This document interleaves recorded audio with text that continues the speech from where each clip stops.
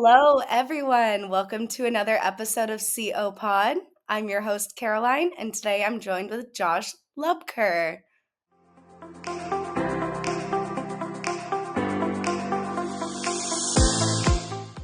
Josh, how are you? I'm doing good. How are you, Caroline? Doing really good. This is a long awaited podcast guest here, everyone. This is super exciting to have Josh on today. I know I'm really excited. Yeah, last time we met, it was a good conversation, just hanging out. And it's always like you wait a month between that and this, so I'm glad to be Yeah, here. it really builds up that anticipation for this Yeah, conversation.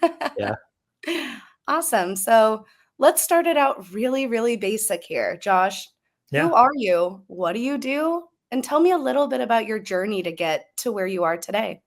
yeah. I'm Josh Luebker.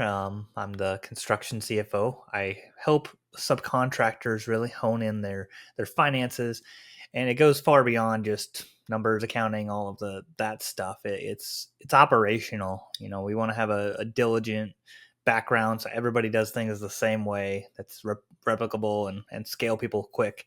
But my background, I started out as an electrical subcontractor, so I have my master electrical license. I started out at a Google data center. Um, I've done I want to say everything, but I haven't done every single thing. But I've done data centers, hospitals, hospitality, high rises, government, FAA, runways, all that airport stuff. Um, and I've seen it from the highest level, like 300 million to $1 billion subcontractors, and I'm trying to make it simple for scaling in new subcontractors. It's really easy to get there. It's not corporate, it's just a standardized way of doing things so everything's efficient and that increases your production. Yeah, definitely having those standardized procedures is super important for people, and subcontracting, contracting. I Yeah. mean, we could literally apply this to anything, and Yeah. these Yeah. processes are still so vital. Right. Right. So, why did you make that switch from being out in the field to now helping those that are out in the field, with these processes and streamlining all of this? I guess I should have prefaced a little bit better. I was a PM most of my career. I was in the field maybe a year and a half, but I wanted to command the respect or garnish that by getting my license. So it's not necessarily I was out there, but I got into this side because the human dynamic and the pressure of being a PM is so great, and people just keep piling stuff on. I got burnt out from that. So now, I like spreadsheets. I like numbers. I like doing things on my time, and I'm very efficient with my time. So, um, being just your own business owner when you have that drive and that lifestyle, it's nice. Like last night, I worked for 2 hours from 8 to 10, and I knocked out tons of different things for people that if I was working 8 to 5 and I had that streak at the end of the day, I wouldn't have gotten anything done. So No. And having that flexibility also probably helps a lot with that work-life balance. I know you're also a dad. yep. Congratulations. Thank you. So it definitely probably helps with that work-life balance. It does. It does. Just our dynamic with between my wife and I. We put the kids down at 7. We have an hour together, and then she goes to bed, and I stay up in case the kids get up, and that's when I try to get a little bit of work done. And it's very beneficial. It's atypical in today's life.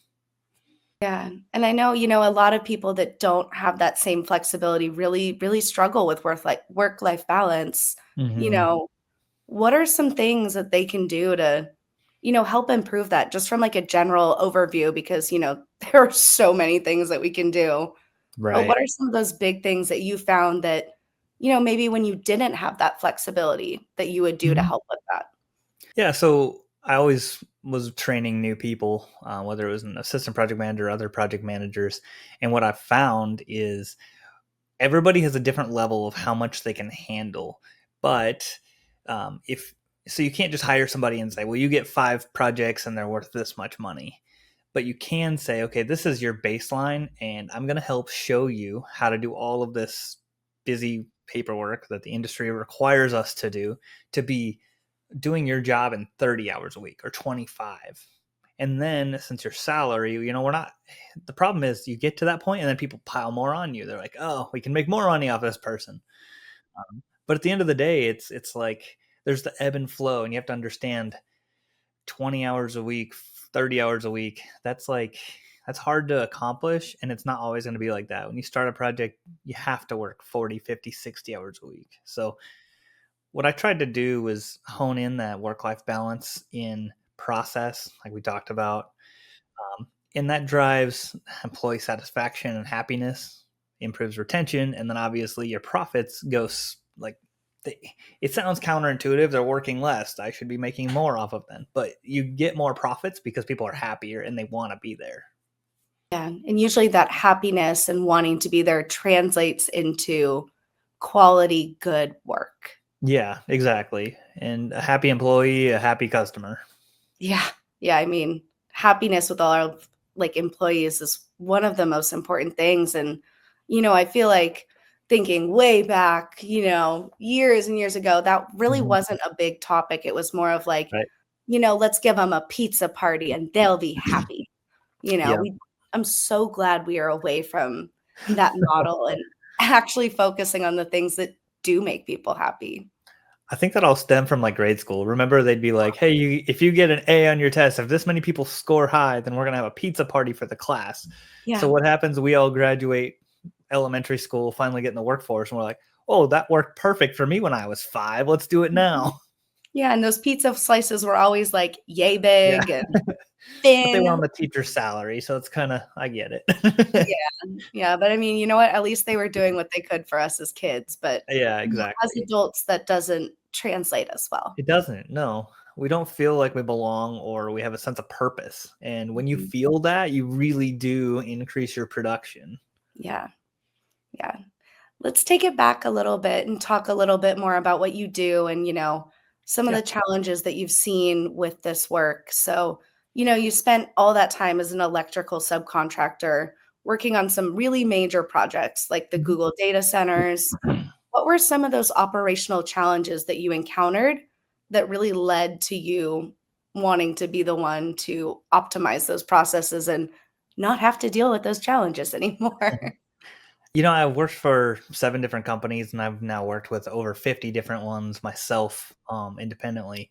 And I've learned that everybody does things slightly different. And the way they got there is because of the challenges that they had. They just made it work. And then we get so committed to, well, this is how I had to do it. And this worked. And so I'm going to just stick to it. And this is now my process. I'm going to teach everybody, but it might take 4 hours longer than it should, right? With ever evolving software, with just the way that maybe it had to be done for one specific one. Like at Google, we couldn't use any kind of virtual at the time. We couldn't use any virtual plans because they were worried about people stealing information, proprietary stuff. You had to sign an NDA just to work on site.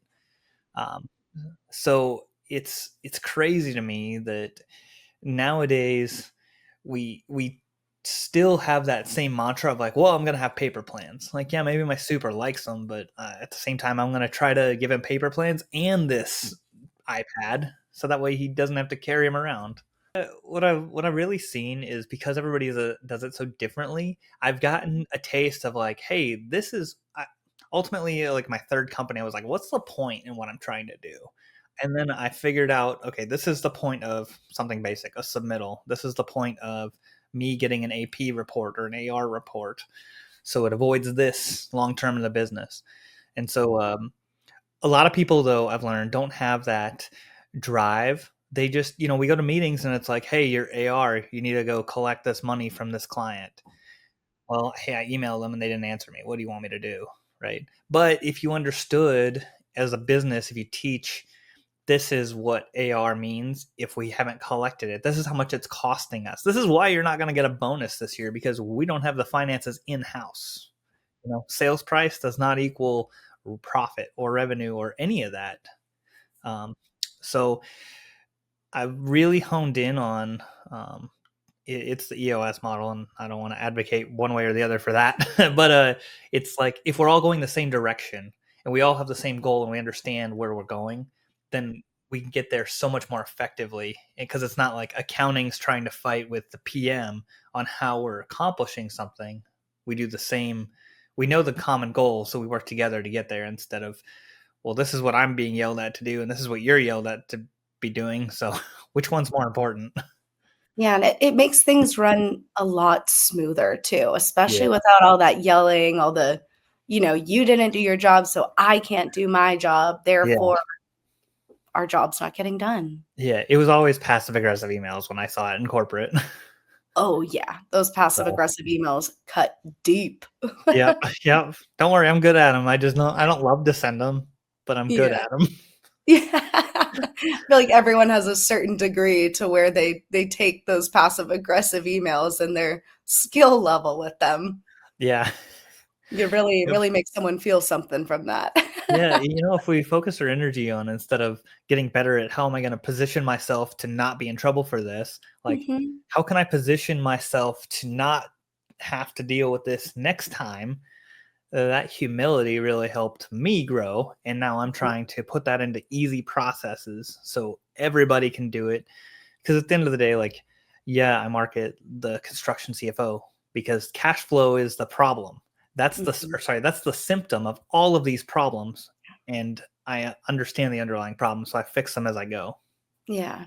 You talked a little bit about EOS. I want to get into that a little bit more now. Mhm. So that is the entrepreneurial operating system, Mhm. and you've implemented this in, everything from mom and pop construction businesses all the way to, probably bigger. But can you Mhm. share, a success story, or maybe one that wasn't even a success, but was a great learning opportunity, of how this really transformed a company's operations, or didn't? Yeah.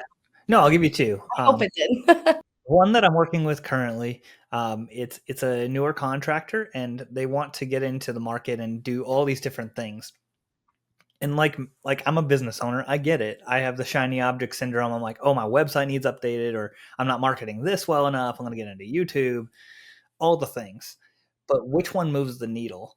And so I helped him fill out the VTO, the visual tracking organizer. I forgot I think that's what it's called offhand. But basically, it's your goals. What's my 10-year goal broken up into 3-year goals, broken up into annual and quarterly goals. So that way, what am I doing to move the needle to get closer to that? And it helped him with some of the direction, instead of coming to me, hey, can I afford to do this? And it's like we're estimating something completely different than what his market was, what he wanted to be known for, just because he wanted to chase, I want to build the big company, and I see it all happening over here and over here. But when you're a master of everything, you're really good at nothing, right? So that the EOS really helped with that, and like a solo entrepreneur or solopreneur, whatever you want to call it, um, it helps in that aspect. But then I also went to I want to say now they're about a $400 million company, electrical contractor. Yeah, and I got hired in to help. They bought a small company, small mom and pop shop, and they used EOS in their main company, and they wanted to implement it and bring them up to speed and all of that. And it helps to take people from, I don't know what I'm doing. Like, I work here. My title is admin, but I do payroll. I do admin. I run things to the post office. I am the uh, executive assistant to the owner. I do project management. I bill. I collect AR. I do business development. I do everything to, okay, when your title is this, these are your roles and how you help the business get to this goal. And it helps people not feel like they're responsible for everything, because when when you have companies that don't have those clear guidelines, everybody feels like they're being taken advantage of, and they think things and they say things like, I don't make as much as this person, and I'm doing their job for them. Like, they're the PM, they should do this. They're the accountant, they should be doing collecting my AR for me. You know, but if we stopped putting people in buckets by their job title And that's what the EOS does. We say, hey, the goal is that we want to open these many branches in this time frame, and the way we do that is the PM, your rock for this is to have AR under 45 days period. Accounting, that that's their rock, but also yours is to help them see when it's becoming a problem in case they're not on top of it or they need your backup. So it helped all of us get there. And ultimately, what I've learned is when everybody's responsible for everything, nobody's responsible for anything. Yes. Yeah, accountability is Yeah. super, super, super important. I can't talk about that enough. Yeah. Yeah. But And you can't, sorry, I didn't mean to interrupt you. You oh can't, gosh, no, go um, ahead. you can, you can't assign accountability. You can assign responsibilities, but for somebody to be accountable, it's an internal thing and they have to want to do it. So Yeah, when you have that EOS and it helps people, nobody in your company wants to just be there and hates the company and all of this. They want to succeed. They want to prove themselves. yeah. They want to be an asset. So Mhm. if you give them the capability and the environment to succeed, then I've seen 20% additional profit from the same exact team just by doing that. Wow. Yeah. Wow, and probably team morale has gone up too, you're taking Yeah. out that, the confusion of the tasks and who they're assigned to, and also a little bit of the competition between those tasks too. Hmm. So, Yeah. It's, I mean, I'll get into all topics with you if I want, if we need to, yeah, but it's the infinite mindset versus the finite mindset. Like, is there only one promotion and I have to get the foreman job or the PM job? Or is it, hey, once we all are in alignment, there's going to be 5 PM jobs and we're going to have to hire outside people anyway. And I need to yeah, start training people below me so we can constantly grow. yeah, yeah, and, you talk a lot about bridging the gap between project management and accounting. Um, Hmm. so what strategies have you found most effective for getting these, traditionally very different departments to work together seamlessly and well without that competition, without that, any other of those factors? Um, it's not a one size fits all. I can't go to a company and say, okay, I'm going to train all the PMs to do it this way, and I'm going to train all the accountants to do it this way. Yes, it helps to have like boundaries like that, but there's also the nuance of people's personalities. I've worked with some PMs that are so good at the field side and they can solve any problem, but when it comes to doing a change order, they're like they put it off for months or weeks because they're like, I hate Excel. In their mind, they're like, it's going to take me 10 hours to do it because I'm not good at software. And so when you meet that person and you can kind of nuance help them learn their little area, or maybe it's something that the accountant is really good at and they can help blur the line, go across and help do some of the stuff for the PM, like pull the right data for them to have immediately on who's on the job, how much they cost, all of that kind of stuff. If you get people to work together and meet people where they are, it really helps. And I always give the simplest example where I was in my office one morning and I had the office admin come in and just like stand there with a stack of papers in my doorway and look at me like, you dumb MFer. Why did you cause me all this work? And I was like, morning. And she just slams it on my desk and says like, I need you to take care of this now, and walks out. And I mean, she was younger. Um, but like, that's kind of like the typical office to whatever mindset. And I was newer, so I didn't take it personally. But then what I noticed is I need to build the relationship with that person. So they feel like they come into my office and they can talk to me, and I'm trying to help them make their job easier. I'm not trying to do it wrong. All I did was click the button wrong, and so I put I didn't uh, I didn't properly assign a PO, and so it caused all this back work for her to dig in and figure out what happened. But once found that out, obviously I'll fix it. It's one button. But I started out every day. Then I would go into her office because it was on the way to mine. I'd just stop by and say, "Hey, good morning. What did you do last night?" I got to know about her dog and her husband and all these things. And after my 2.5 years there, it was like, hey, we like Josh. He's different than all the other PMs. He doesn't want to make my life hell. He's not trying to make me look bad in front of everybody else.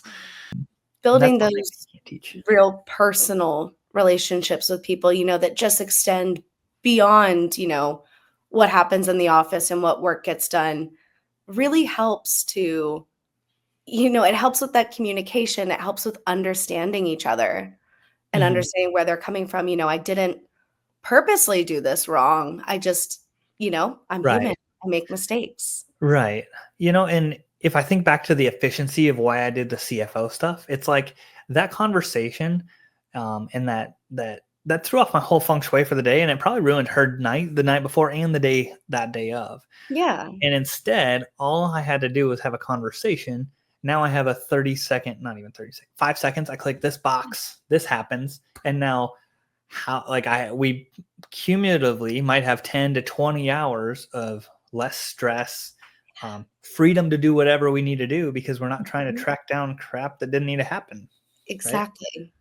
Yeah, and we're talking about this communication between teams and meeting people where they're at, but a really big part of this also comes with trust and transparency Hmm. between team members. So how do you help companies build that between each other? Because that is arguably so much more difficult than putting in an EOS system and training and doing all that technical stuff. Hmm. Once you get down to the person and trying to foster and teach that trust and transparency, Yeah. I imagine that's gotta be a lot more difficult. It sounds like it is, but it Mhm. really isn't. There's so Oh, many people in the CFO world or the COO world anywhere, and they want to get involved in things and then kind of delegate. Like all you have to do is this.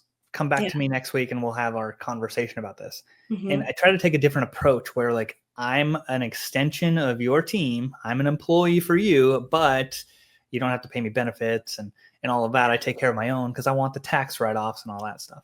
But Heck yeah. anyway, what I mean by that is people don't get into the weeds. They don't get granular.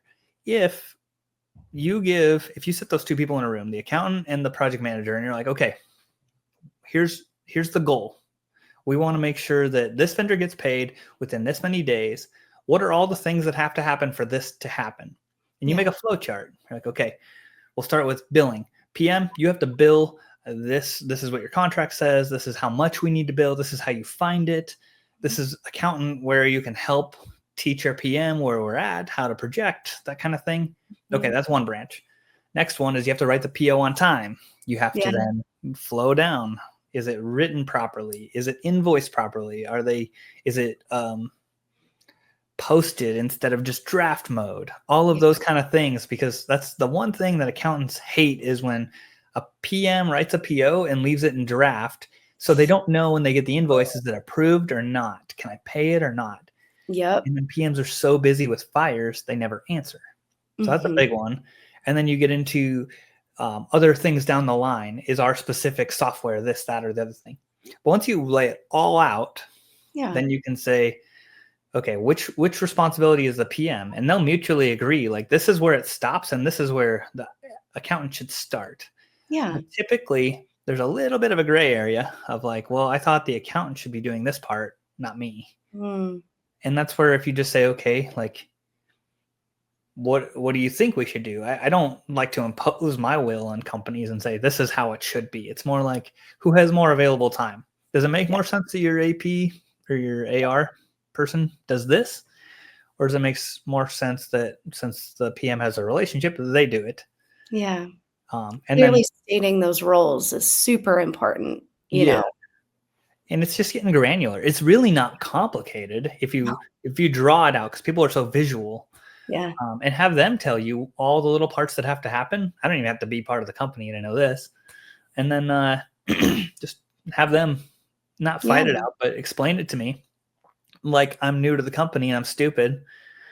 And then pretty soon it's like the light bulbs are going off and you're like, I think you guys solved your own problem. You didn't need me anyway. It's like you were just sitting there as like, the mediator between the 2 recently divorced parents, and Yeah. they figure it out, but Yeah. it's, it was there the whole time. They Exactly. just needed someone to facilitate that conversation. Exactly. And that's why I say it's not hard. It's Yeah. just people are all about revenue and profit and using the least amount of time possible. And it's like, if I could solve this problem, if I have to solve it once, I'm going to solve it and do it right. So I never have to do it again. Yeah. And that's my That's the goal.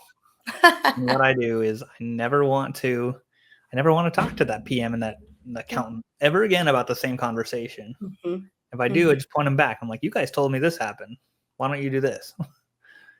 Yeah, and then another big part of what you do as fractional CFO is helping subcontractors scale their operations. Yeah. And we talk about how scaling is super important, but on the other hand, it's also really important that, while we're scaling, we still keep our company culture, our Mhm. personal touch, and not lose out on that. So, what have you seen? How do you help with that? Yeah, it comes down to your hiring process, and I know that that's kind of like a catch-all and a buzzword and whatever with so many people, the culture. But really, what it means and what it looks like to me, being I've been in the PM role where we had to hire 10 people in 6 months to take on all this work. What it means to me is you're growing too fast. You can't.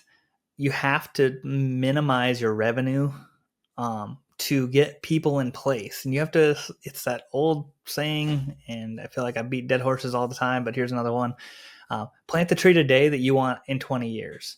So if you know you want to be at 30 million and you need 10 PMs to do it, you don't get 30 million and then backfill with 10 PMs. You slowly get one per year and gain 10% or 20%, and then eventually you're there, right? It's a process.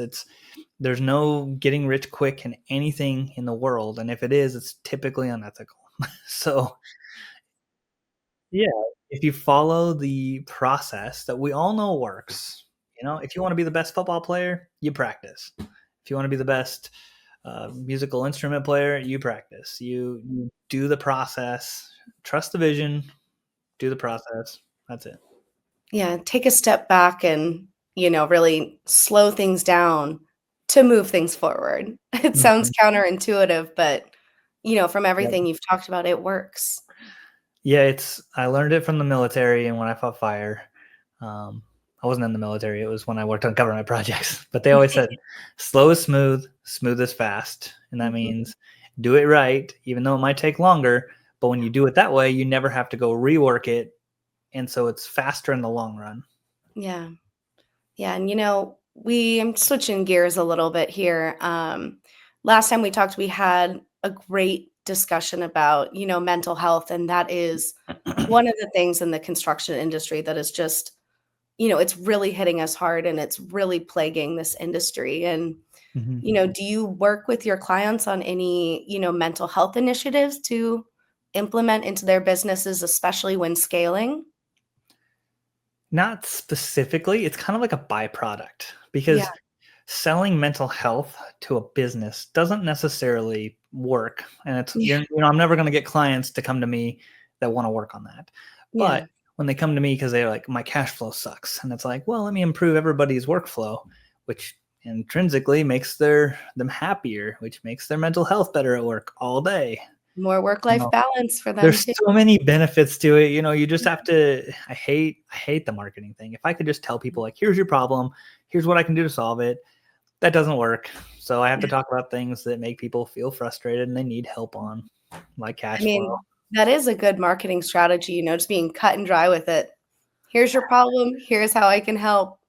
Let's do it." Yeah, but nobody. No one will listen, but No, it's like you go on LinkedIn and like you think about the impression side. It's like that gets like 50 impressions. But if yeah, you're like your cash flow sucks and all of these things, and then all of a sudden you're like, oh wow, I went viral your for comment section probably is crazy. yeah. And then the more hot take you make, and then it just like you have to get eyes before you can really get ears. Yeah.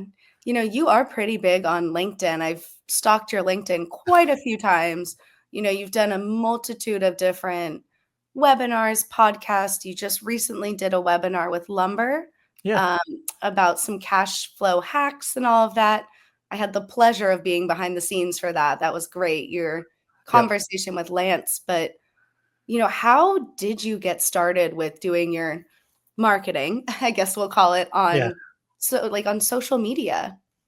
Yeah. Everybody talked about your personal brand, and it's like whenever I've worked at a company, I've always gotten the same feedback. Like if I could just have a couple more of you, and that's such a big compliment, and it's humbling. But I thought, like, what do I do that's so different? And then how do I help people who might not otherwise care about the overall health of a business start to lean into caring? Because once people care, then all the dominoes kind of, yeah, it's just it happens so fast, and that's where I can say, like, I've seen it do 20% profit. I can't do a case study because it's confidential information inside of companies. And as soon as you say that, a GC is going to be like, well, I want a discount because you're making more money anyway. And it's like, hold on. Like, But hold on, that's not where we were going here, but yeah, okay. like, okay, well, your culture is ruining our internal culture, which is costing us more. So you get a higher price. Yeah. No, I forgot where I was going with all that, but That's a good conversation does. We're just chit-chatting and we get yeah, lost. yeah, I've just seen a lot of things, and I wish I could prove it. I wish I could do case studies, but Yeah, that's not how it works in the industry. Unfortunately, people hold things close to the vest because they want that competitive advantage. So I'm here to tell you it works. I can show you how it works. I can tell you how it works, but for you to see the results, you have to just trust me. yeah, and, I've always heard, one of the most difficult things to market is yourself. How It have is. you navigated that? Uh, well, I leaned into my personality Okay. because, like, There's a lot there, so you got a lot to yeah, work with, well, so thank you. When I go to conferences or when I meet with a bunch of people, like when I met with PMs as we're doing business development, all of that, I learned that people kind of like to gravitate toward me, okay. and I don't know that I'm interesting. I make stupid jokes when I'm listening to people. I just play on it. Yeah. But I've learned that my personality is polarizing too. Some people hate it, and some people Really? are attracted to it. Yeah, it's like a 70-30 kind of split. Huh. And that's fine. Like, Yeah. I don't want to work with every single person in the world or in the industry for that matter. But if I can meet with those 4 to 10 people a year that want to, Yeah. and like we vibe, it feels effortless to have that working relationship. Great. And so I lean into, I'm going to be myself on social media. I know Mhm. that it's not going to get a lot of clicks and whatever all the time, but it's going to create the quality of who I want to be perceived as and who I am as a person. I don't Yeah. want you to look at that and think like, oh, Josh does all these things, and you talk to me and I'm just some like boring sloth.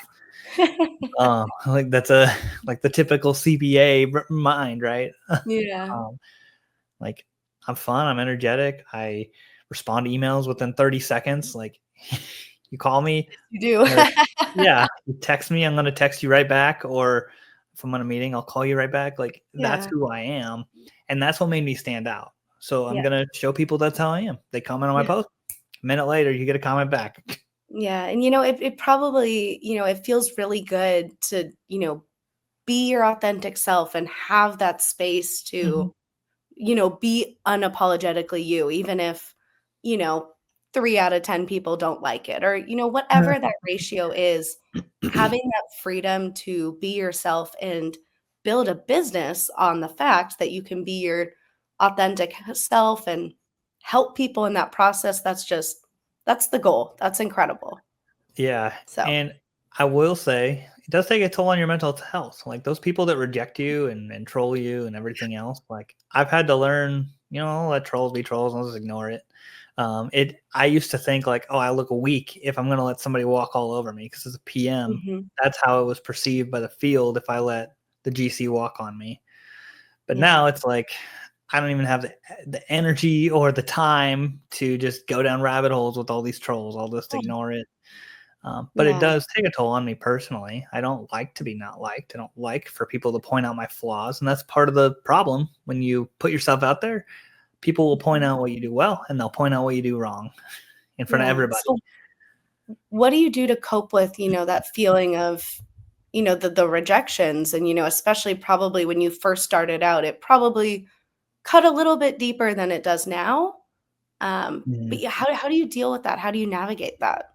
Well, I'd like to say drugs, but it's not. It's it's serotonin from like my kids, right? Or all the things that fill me with life. Like I hear my kid screaming my name and running over to me every time I come out of my office at home. Um, when we go feed the chickens in the morning, like all of those things, all those moments, I see like I'm the dad that he wants me to be. And so like I want to be that for people I work with. Like I'm the CFO people want for themselves, want for their growth and their company, not I'm going to impose this box around you and this is what's going to happen. I mean, it kind of some things have to be done a certain way, but a lot of things are tailored and I want to give that like Burger King approach of I want to do it right for you, not one size fits all and do volume. Have it your way. Yeah, but with that comes a cost of I don't work with more than 4 people at a time. I work with those 4 people and I know how much time it takes Yeah. and it might be an 18-month plan, but Mhm. Rome wasn't built in a day. And Yeah. if you want to pay me for 2 of those slots, I can do it twice as fast. Yeah. But at the end of the day, like I'm going to do it right. I'm going to build it up. I'm not going Mhm. to sugarcoat things. I I tell people all the time, like, that's a really bad idea. I Yeah. would not do that. Or, hey, have you thought about this? Let's do this. Yeah. That's that honesty that helps people move forward and, not just telling people what they wanna hear, and Yeah. that's, I think something that, I don't know, I personally struggle with because I wanna be nice and be like, "Yeah, it's great," but no, you have to have that honesty, that Mhm. constructive criticism back and say, "You know what? You're not doing it in the best way, but let's work together to find that Right. best." Right. And So, it's all about the environment around that. yeah. Like trolls, they could say the same thing, like, oh, I'm just giving you constructive criticism. But it's like in the Yeah. public forum, that's not okay because it's undermining who I am and it's just disrespectful. But when Yeah. it's me and the owner and I can, or a group of owners, whatever, principals. It's like I'm being honest with you to help you, not to undermine you and take over your business. Because Yeah. at the end of the day, like I'm a partner, not a. I'm not going to run your business. I don't Sure, I'm really the care. owner That's running. a lot of risk, and I don't know anything about it. I just know how Yeah. to run business well. Yeah. Yes, I'm gonna ask you one of the toughest questions you will Let's hear go for it. today. No, okay, It is the easiest, but the toughest question. yeah. For someone who is just starting out, who wants to do something like you're doing, what advice do you have? Or what is the best advice that you've ever been given? So as far as like posting on LinkedIn, like you gain so much confidence by just doing it. When I started a year and a half ago, I would beat around the bush. I would like read something like 8 times and then post it and be like, "Oh God, that's not good. So I'm gonna take it down." All of that kind of stuff. But as I've done it for a year and a half, and I've had some things not do well at all, to get like you know 50 impressions. I've had some that have 150,000 impressions. Um, what I've learned is the more you just do it, it's a skill. It's just like a muscle. You go to the gym, you work out. It's just same thing. You got to just do it. As far as like how you become a CFO or anything really at that matter, anybody who's going to be executive or leadership or that whether that's project management or a CEO, um, don't just take the leap. I know everybody wants to talk about like Alex Hermosi and just burn the or Tony Robbins, burn the boats, just do it.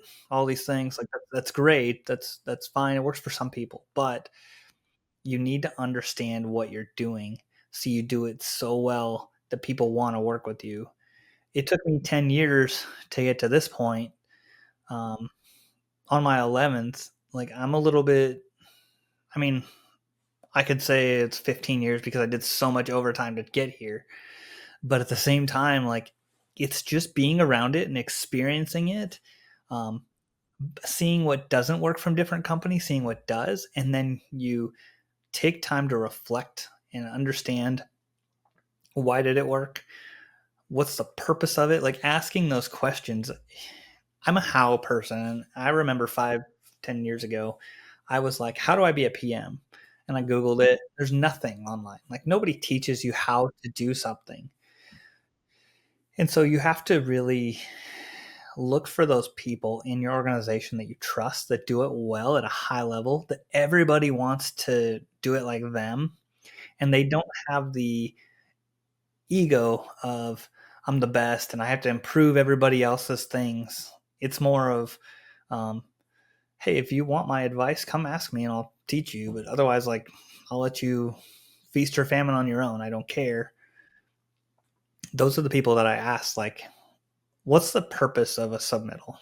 Stupid question, but it's very important.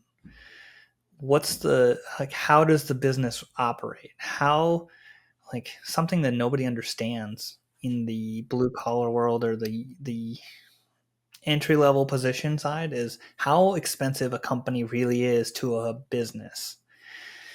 It's like 1.5 times your compensation rate, because of payroll tax, because of 401k benefits, because of just your health benefits, every single thing. So if a person makes 100,000, they really cost a company 150,000. So it's not like, oh, we just need to go hire more people. It's, I I can't afford that. Same with how money comes in. Just because I bill something January 1st, I can't, or December 1st, I can't pay a bonus if I haven't received it till March. And then by March, I might have to pay all these other things because people quit, and I have to pay a headhunter to replace them just to stay in business. Um, and I've learned the companies that do that the best, they talk about that and teach people business, how they fit in that. Everything works more cohesively and people are more patient with them. Sorry, Yeah. that was a long-winded answer. No, and, one of the biggest things I took from that, in my own words, is there is no such thing as stupid questions. There is no such, okay, well, Yeah. yes, there is. But in this sense, even asking those most basic questions, I think really, you get that knowledge from people, you help pass that Mhm. down, and then you get to become those role models and those leaders that you see in other people that you Mhm. wanna be like. So I think that's really, really important. Yeah, have that childlike mindset of why, not Right. how, not when, not what. It's like, why am I doing this? And Yeah. maybe there's a better way and you know it, but you just didn't know why you were doing it. Yeah, definitely. Awesome. Well, Josh, this was a great conversation. Do you have anything else you wanna add, or No, anything else to say? I'm pretty open book when you ask me questions, but when it comes to putting me open mic, I don't really know what to say. Well, that's what the guiding questions are for. I Yeah, got there you go. you. Awesome. So if anyone in our audience wants to contact you, wants to get in touch with you, how's the best way to do that? Yeah, you can DM me on LinkedIn, Josh Luebker, or you can find me on YouTube if you wanna. If you're just hearing about me the first time, learn about some of the things, because I give away so much free information and tools, because I want people to succeed, and I can't help everybody by Mhm. myself. At the same time, like, you can email me or find my website, constructioncfo.net. Um, Awesome. I appreciate you letting me have time to talk on here. It's been fun. Yeah, of course. I appreciate you coming in. And then for all of our viewers and listeners out there, we'll put all of those links down in the description for you so you can find Josh easily. He's not too hard to find, trust me, but I'll make it a little easier for y'all. So, Josh, thank you so much for coming on today. I can't wait to chat with you next and see everything that, we're doing. Yeah, yeah. I can't wait to come back with some case studies for you next time. Ooh, that'll be fun. That'll be a good one. We'll Yeah. figure out a way to make those fun on a podcast. Oh yeah. Awesome. Well, everyone, thank you so much for listening to this episode of CO Pod. I'm your host, Caroline, and I'll talk to you guys next time.